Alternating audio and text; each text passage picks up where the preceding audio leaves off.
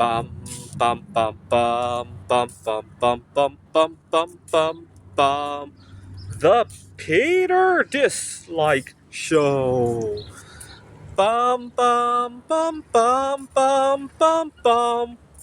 Lately, I've been using Google AI to analyze every aspect of my life and even my history. One of the first things I searched when Google AI was first released, I think this would have been March, April, May of last year. I had just moved out of home. I had a toxic issue with my landlord. Fortunately, we have since patched things up, in large part with the help of Google AI. Google AI helped me research some red flags that I had missed about my roommate. I didn't realize. I thought he was a heavy drinker. I didn't think he had a drinking problem, but Google AI disagreed with me on that.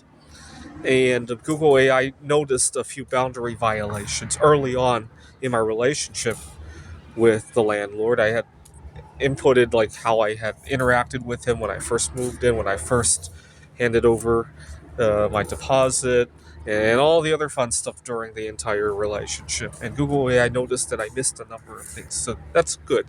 I'm not unhappy about it. I just need to digest what has gone on and set my because I still have a close friend circle with that him and other people, and so I just needed some help digesting what had gone on. I used it when I started my current job in negotiating a few things. The only bummer I ran into is I use Google AI to suggest how much I should ask for at my current job. I thought I thought my boss would push back, right? Because after all, Google AI seems to be very aggressive about it. And my boss accepted what I asked for without pushback, and it made me wish I had asked for more. But that's okay. Google AI suggests that I go back to it on my 6-month anniversary of the job. So I'll go back to that at some point. I use Google AI extensively this past year with my return to the dating scene, right? And it's a mixed bag there. At the same time that I'm much more successful now than I had been. Another thing I noticed is that even when I'm not sitting in front of Google AI, knowing that Google AI is there when I get back home to answer questions, right, in the middle of a date, in the middle of a job interview, and even though I'm not interacting with Google AI at that point, or in the middle of a conflict even, just knowing, hey, when I get home tonight, I'm going to just do some research to see how well I did and if there's any room for improvement. Just knowing that sometimes can lower the tension of that situation, right? Leave a comment if you've ever done it that way. I know I frequently tell myself, hey, write this down, We got to search it later. I frequently have that sentiment in the middle of a situation. Let's just put it that way. Another thing I sometimes do is to use AI to search previous situations in my life where I hadn't been treated as well as I should have been. And obviously, sentiment has changed, right? So, one of the reasons that